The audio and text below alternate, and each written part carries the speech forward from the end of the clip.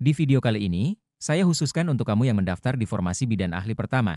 Jadi di video ini, membahas kisi-kisi soal yang keluar pada tes ujian nanti. Karena kisi-kisi ini berasal dari Menpan RB tahun 2024. Sebelum lanjut, di-subscribe dulu, dan tekan lonceng notifikasi, agar kalian selalu dapat info soal-soal terbaru dari channel ini. Terima kasih. Sekarang kita melangkah ke soal yang pertama.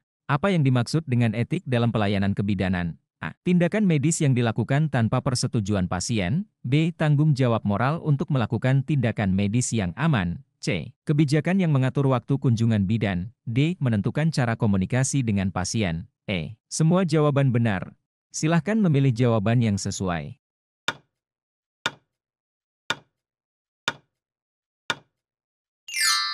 Jawabannya adalah B. Tanggung jawab moral untuk melakukan tindakan medis yang aman. Jawaban B, karena etik dalam pelayanan kebidanan merujuk pada prinsip-prinsip moral yang mengatur perilaku bidan dalam memberikan pelayanan kesehatan. Bidan diharapkan untuk selalu bertindak dengan integritas dan mengutamakan keselamatan pasien, termasuk mendapatkan persetujuan pasien sebelum melakukan prosedur medis. Soal nomor 2. Dalam asuhan dasar praktik klinik kebidanan, tindakan pertama yang harus dilakukan ketika seorang ibu hamil datang dengan keluhan pendarahan per vaginam adalah A. Memberikan obat penguat kandungan. B. Melakukan pemeriksaan status kehamilan secara lengkap. C. Memberikan terapi antiinflamasi. D. Memeriksa tanda vital dan memastikan status kehamilan. E. Menunda tindakan hingga keluarga tiba. Silahkan memilih jawaban yang sesuai.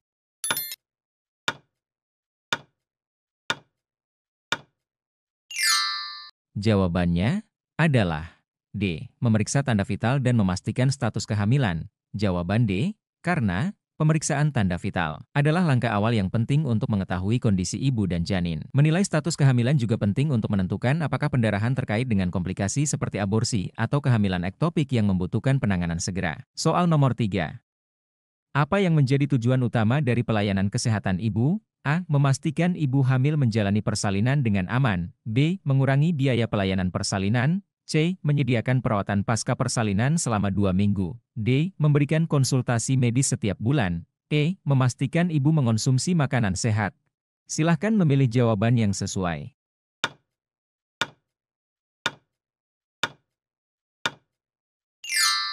Jawabannya adalah A. Memastikan ibu hamil menjalani persalinan dengan aman. Soal nomor 4.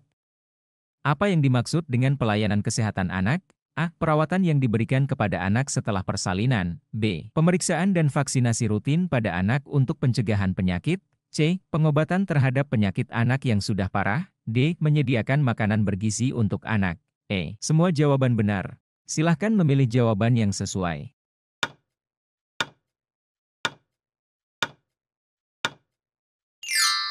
Jawabannya adalah B. Pemeriksaan dan vaksinasi rutin pada anak untuk pencegahan penyakit. Jawaban B. Karena pelayanan kesehatan anak mencakup pemantauan tumbuh kembang anak, pemeriksaan kesehatan secara rutin, serta pemberian imunisasi untuk mencegah penyakit. Ini bertujuan untuk memastikan anak tumbuh dengan sehat dan terhindar dari penyakit yang dapat dicegah. Soal nomor 5. Apa yang menjadi fokus utama dalam pelayanan kesehatan reproduksi perempuan? A. Mengatasi keluhan kesehatan reproduksi yang terjadi pada masa menopause. B. Penyuluhan mengenai kesehatan menstruasi dan perawatan kebersihan pribadi. C. Pencegahan, deteksi, dan pengobatan penyakit yang berkaitan dengan organ reproduksi perempuan. D. Penggunaan kontrasepsi untuk semua wanita usia subur. E. Penyuluhan mengenai pola makan sehat. Silahkan memilih jawaban yang sesuai.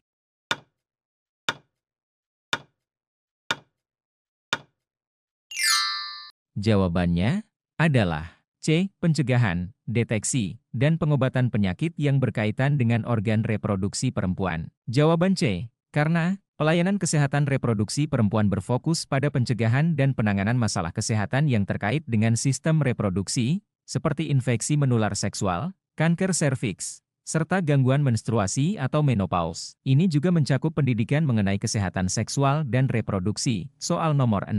Apa yang menjadi tujuan utama dari konseling dalam pelayanan kebidanan? A. Memberikan informasi medis yang jelas kepada pasien. B. Mempengaruhi pasien untuk mengikuti saran medis. C. Membantu pasien memahami kondisi kesehatan mereka dan membuat keputusan yang tepat. D. Menghindari ketegangan dalam hubungan antara bidan dan pasien. E. Memberikan jawaban atas semua pertanyaan pasien. Silahkan memilih jawaban yang sesuai.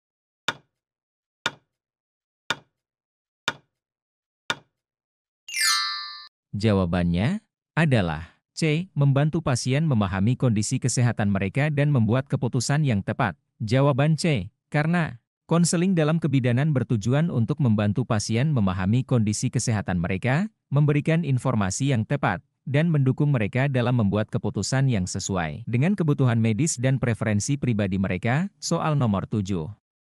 Dalam konteks pemberdayaan perempuan dalam pelayanan kebidanan, tindakan apa yang paling penting dilakukan oleh bidan? A. Mengajarkan keterampilan medis kepada perempuan. B. Memberikan akses yang setara kepada perempuan untuk pelayanan kesehatan. C. Meningkatkan pengetahuan perempuan tentang hak-hak reproduksi mereka. D. Menyediakan tempat tinggal bagi perempuan hamil. E. Mendorong perempuan untuk mengikuti pendidikan formal. Silahkan memilih jawaban yang sesuai.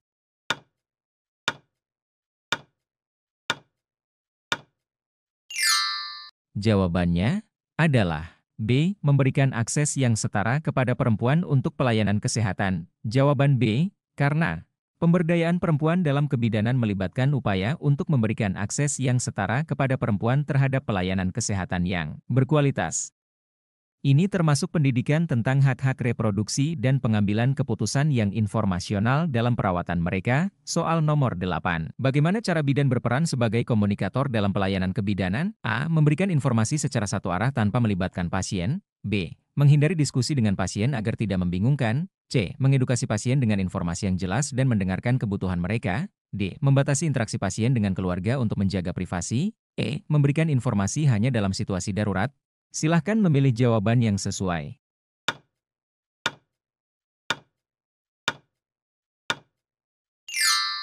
Jawabannya adalah C. Mengedukasi pasien dengan informasi yang jelas dan mendengarkan kebutuhan mereka. Jawaban C. Karena dalam peran sebagai komunikator, bidan harus mampu memberikan edukasi yang jelas kepada pasien dan mendengarkan serta memahami kebutuhan pasien. Ini penting untuk mendukung pasien dalam membuat keputusan yang tepat mengenai kesehatannya. Soal nomor 9. Mengapa penting bagi bidan untuk melakukan penggerakan peran serta masyarakat dalam pelayanan kebidanan? A. Agar pasien dapat langsung datang ke rumah sakit. B. Untuk memperkenalkan bidan ke seluruh masyarakat. C. Untuk meningkatkan pemahaman masyarakat mengenai kesehatan ibu dan anak. D. Untuk mengurangi biaya pelayanan kesehatan. E. Agar bidan dapat memimpin komunitas. Silahkan memilih jawaban yang sesuai.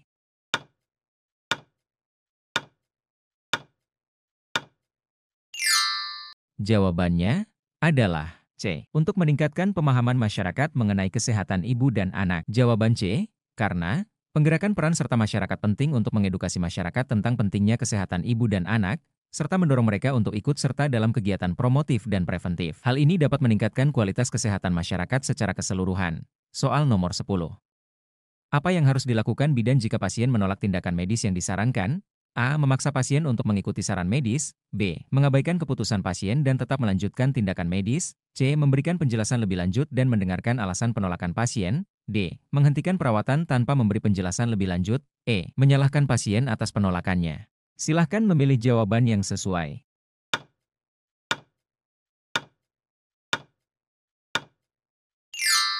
Jawabannya adalah C. Memberikan penjelasan lebih lanjut dan mendengarkan alasan penolakan pasien. Jawaban C. Karena dalam pelayanan kebidanan, bidan harus mendengarkan alasan pasien dan memberikan penjelasan yang jelas mengenai manfaat dan risiko dari tindakan medis yang disarankan. Menghormati keputusan pasien adalah bagian dari etika dan memberikan ruang untuk diskusi yang terbuka. Soal nomor 11.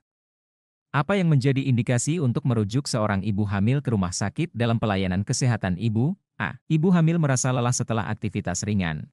B. Ibu hamil mengalami pendarahan pervaginam dengan riwayat hipertensi. C. Ibu hamil merasa mual di pagi hari. D. Ibu hamil mengalami kenaikan berat badan yang signifikan. E. Ibu hamil tidak merasa gerakan janin. Silahkan memilih jawaban yang sesuai.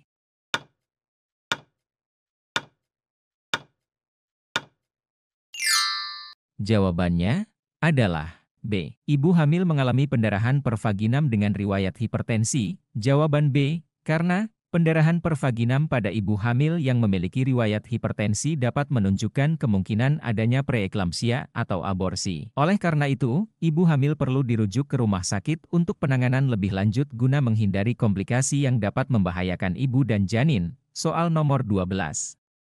Mengapa pemeriksaan rutin pada anak sangat penting dalam pelayanan kesehatan anak? A. Untuk memeriksa penyakit menular yang sedang berkembang. B. Untuk memantau perkembangan fisik dan psikologis anak. C. Agar anak mendapatkan vaksinasi yang sesuai jadwal. D. Untuk menentukan gizi anak yang tidak sesuai. E. Semua jawaban benar. Silahkan memilih jawaban yang sesuai.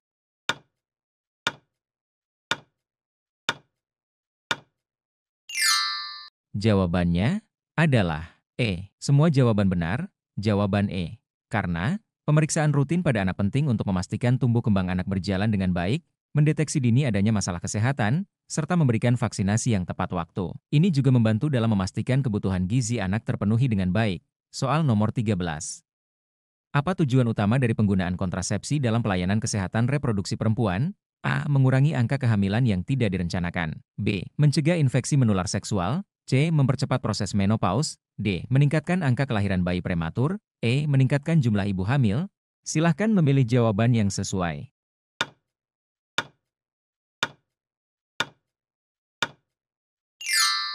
Jawabannya adalah A. Mengurangi angka kehamilan yang tidak direncanakan. Jawaban A.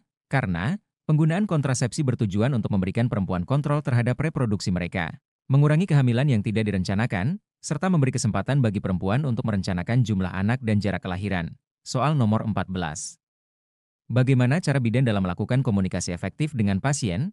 A. Memberikan instruksi yang panjang dan sulit dipahami. B. Mendengarkan dengan aktif dan menjawab pertanyaan pasien dengan jelas. C. Menghindari pertanyaan dari pasien agar tidak mengganggu jadwal. D. Memberikan informasi medis tanpa melibatkan pasien. E. Menyalahkan pasien atas kondisi kesehatannya. Silahkan memilih jawaban yang sesuai.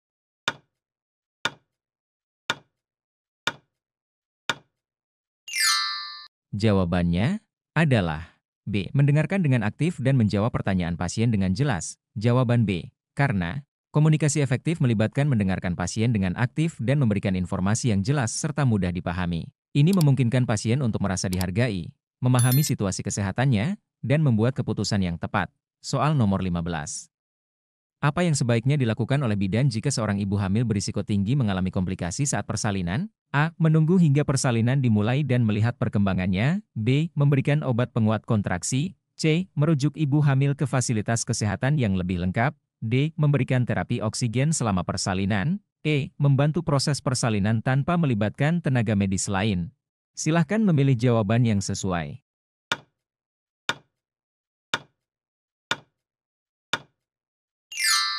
Jawabannya adalah C. Merujuk ibu hamil ke fasilitas kesehatan yang lebih lengkap. Jawaban C. Karena jika seorang ibu hamil berisiko tinggi, bidan sebaiknya merujuk pasien ke rumah sakit atau fasilitas kesehatan yang dapat memberikan penanganan medis lebih lanjut. Persalinan pada ibu berisiko tinggi harus dilakukan di tempat yang memiliki fasilitas dan tenaga medis yang memadai untuk menangani komplikasi. Soal nomor 16.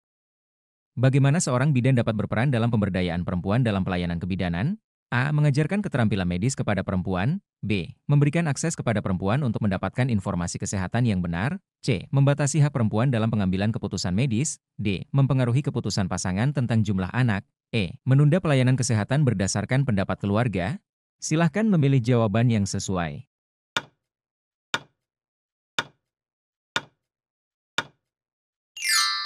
Jawabannya adalah B. Memberikan akses kepada perempuan untuk mendapatkan informasi kesehatan yang.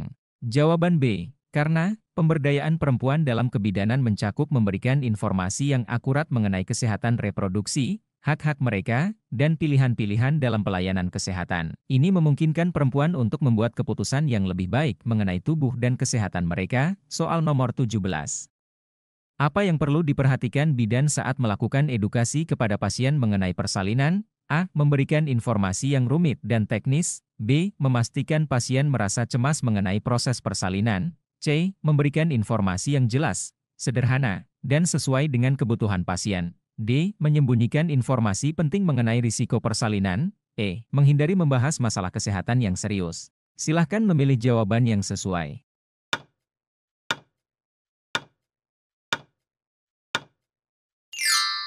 Jawabannya adalah C. Memberikan informasi yang jelas, sederhana, dan sesuai dengan kebutuhan pasien. Jawaban C. Karena Edukasi yang diberikan harus mudah dipahami oleh pasien dan sesuai dengan tingkat pemahaman serta kebutuhan mereka. Memberikan informasi dengan cara yang jelas dan sederhana dapat membantu pasien merasa lebih siap dan percaya diri dalam menghadapi proses persalinan. Soal nomor 18. Apa yang dimaksud dengan asuhan kebidanan berbasis keluarga? A. Memberikan pelayanan medis hanya kepada ibu dan anak. B. Menyediakan perawatan medis yang hanya fokus pada ibu hamil. C. Menyediakan perawatan yang melibatkan anggota keluarga untuk mendukung kesehatan ibu dan anak. D. Melakukan pelayanan kesehatan secara individual tanpa melibatkan keluarga. E. Memberikan edukasi kepada keluarga tentang pola makan sehat. Silahkan memilih jawaban yang sesuai.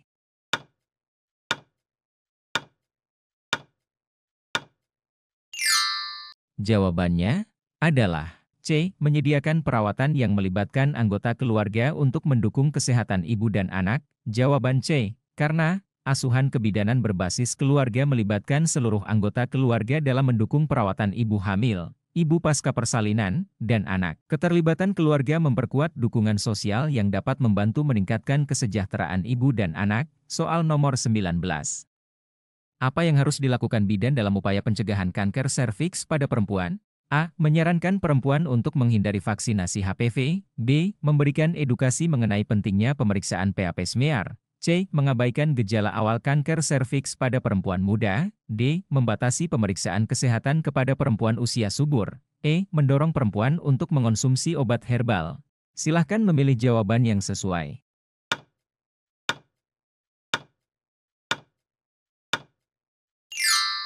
Jawabannya adalah B. Memberikan edukasi mengenai pentingnya pemeriksaan PAP smear. Jawaban B. Karena PAP smear adalah pemeriksaan rutin yang dapat mendeteksi adanya perubahan sel pada serviks yang dapat berkembang menjadi kanker serviks. Memberikan edukasi mengenai pentingnya pemeriksaan ini membantu perempuan untuk lebih sadar dan melakukan deteksi dini. Soal nomor 20.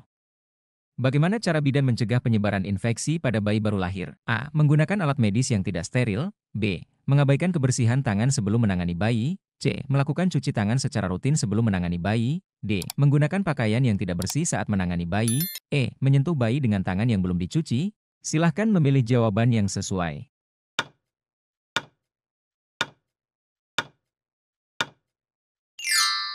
Jawabannya adalah C. Melakukan cuci tangan secara rutin sebelum menangani bayi. Jawaban C. Karena cuci tangan adalah langkah utama untuk mencegah penyebaran infeksi, terutama pada bayi baru lahir yang sistem kekebalannya masih lemah. Praktik cuci tangan yang baik dan benar mengurangi risiko kontaminasi dan melindungi bayi dari infeksi. Soal nomor 21. Apa yang harus dilakukan bidan saat mendapati ibu hamil dengan riwayat preeklamsia yang tidak terkontrol? A. Memberikan obat antihipertensi secara oral. B. Mengurangi asupan garam pada ibu hamil. C. Merujuk ibu hamil ke fasilitas kesehatan dengan fasilitas rawat inap. D. Menyarankan ibu untuk beristirahat di rumah saja. E. Memberikan obat penurun tekanan darah yang bebas jual. Silahkan memilih jawaban yang sesuai.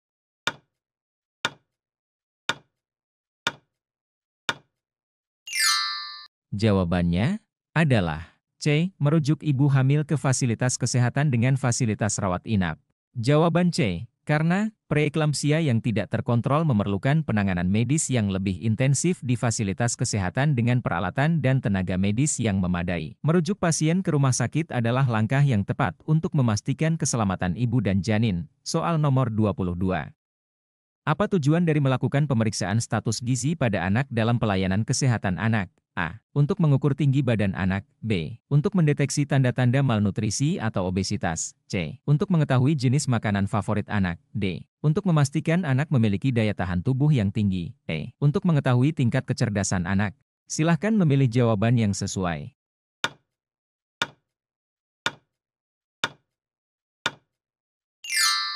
Jawabannya adalah B. Untuk mendeteksi tanda-tanda malnutrisi atau obesitas. Jawaban B. Karena pemeriksaan status gizi pada anak bertujuan untuk mengetahui apakah anak mendapatkan asupan gizi yang sesuai dengan kebutuhannya. Ini penting untuk mencegah atau menangani malnutrisi atau obesitas yang dapat mempengaruhi kesehatan anak dalam jangka panjang. Soal nomor 23.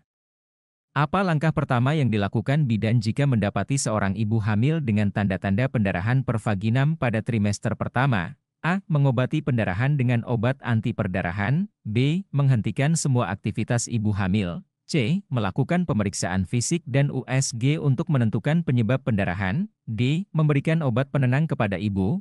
E. Memberikan edukasi tentang diet ibu hamil. Silahkan memilih jawaban yang sesuai.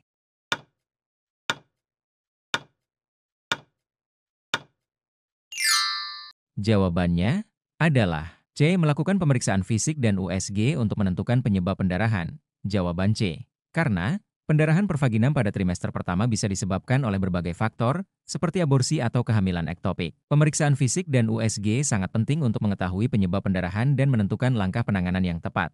Soal nomor 24.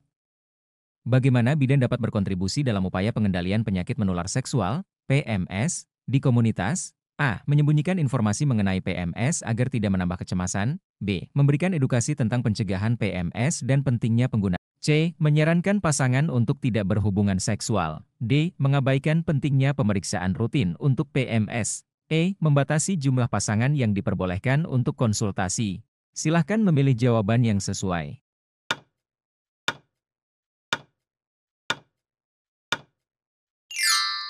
Jawabannya adalah B. Memberikan edukasi tentang pencegahan PMS dan pentingnya penggunaan kondom. Jawaban B. Karena bidan memiliki peran penting dalam mengedukasi masyarakat tentang pencegahan penyakit menular seksual, PMS, termasuk pentingnya penggunaan kondom sebagai metode perlindungan yang efektif. Edukasi ini penting untuk mencegah penyebaran PMS dalam komunitas. Soal nomor 25. Dalam upaya pencegahan kanker payudara, apa yang sebaiknya dilakukan oleh bidan dalam pelayanan kebidanan? A. Tidak memberi edukasi kepada pasien mengenai pemeriksaan payudara sendiri. B. Memberikan informasi tentang pentingnya deteksi dini melalui pemeriksaan payudara sendiri. Sadari. C. Menghindari topik tentang kanker payudara dalam edukasi. D. Mengarahkan pasien untuk melakukan pembedahan jika merasa ada benjolan. E. Mengabaikan gejala kanker payudara karena tidak ada pengobatannya. Silahkan memilih jawaban yang sesuai.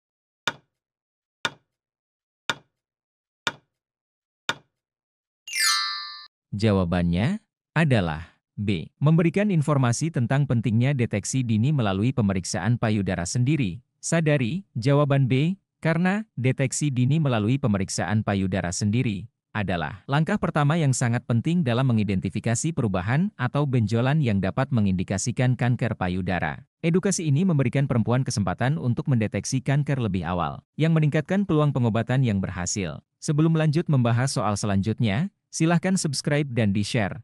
Kita lanjut di part selanjutnya, terima kasih.